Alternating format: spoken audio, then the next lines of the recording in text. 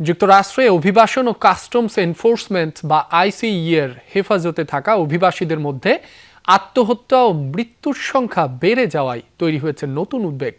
Associated press এপির এক অনুসন্ধানী প্রতিবেদনে বলা হয়েছে 2025 সালের জানুয়ারি থেকে অন্তত 10 ব্যক্তি আত্মহত্যা করেছেন, যা সংস্থাটির ইতিহাসে স্বাভাবিক সময়ের তুলনায় অনেক বেশি।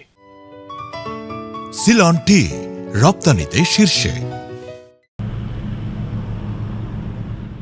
ব্রায়ান রায়ো গারসন ২৬ বছর বয়সী কলম্বিয়ার এই নাগরিক বন্দী ছিলেন যুক্তরাষ্ট্রের মিসৌরির একটি আটক কেন্দ্রে। কোভিডে আক্রান্ত হয়ে আইসোলেশনে থাকার সময় তিনি মানসিক স্বাস্থ্য সহায়তা চেয়েছিলেন, পাশাপাশি পরিবারের সঙ্গে যোগাযোগেরও অনুরোধ জানান। তবে তার সেই অনুরোধ কানে নেয়নি কর্তৃপক্ষ। পরে তাকে অচেতন অবস্থায় উদ্ধার করে হাসপাতালে নেওয়া হলে চিকিৎসকরা তাকে মৃত ঘোষণা করেন। তার মৃত্যুকে আত্মহত্যা হিসেবে উল্লেখ করা হয়। সে মানসিক সহায়তা চেয়েছিল, কিন্তু তারা তাকে তা দেয়নি। আমার কাছে এটা স্পষ্ট অবহেলা।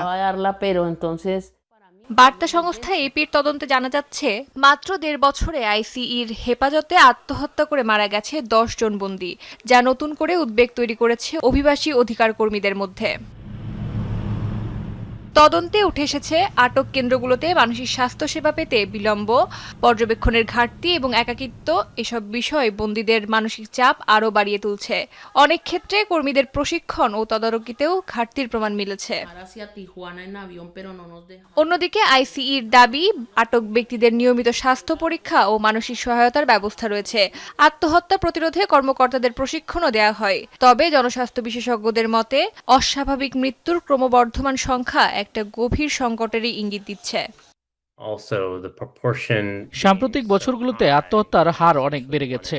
পরিস্থিতি এতটাই উদ্বেগজনক যে প্রতি 5টি মৃত্যুর একটি এখন আত্মহত্যাজনিত। জনসংখ্যার অনুপাতে এই হার অস্বাভাবিকভাবে বেশি। এর মানে কোথাও না কোথাও গুরুতর সমস্যা রয়েছে। আইসিইর এসব আটক কেন্দ্র ধীরে ধীরে পরিণত হচ্ছে নীরব মৃত্যুফাঁদে। আর তাতেই নতুন করে প্রশ্নের মুখে ট্রাম্প প্রশাসনের অভিবাসন নীতি ও মানবিক তদারকি ব্যবস্থা। অস্মিতা বিশ্বাস, যমুনা নিউজ।